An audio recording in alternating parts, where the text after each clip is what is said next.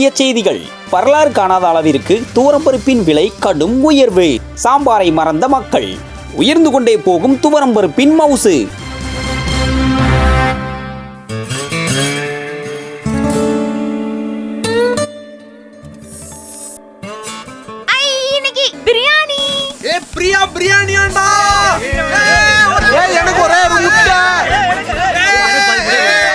வாணி, நீங்க வரல?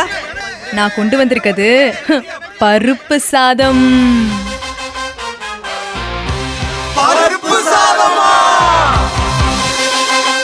பருப்ப கடைய வந்துட்டேன்டா. அடே பருப்பு, ஓவர் நைட்ல என்ன டம்மி ஆக்கிட்டியடா.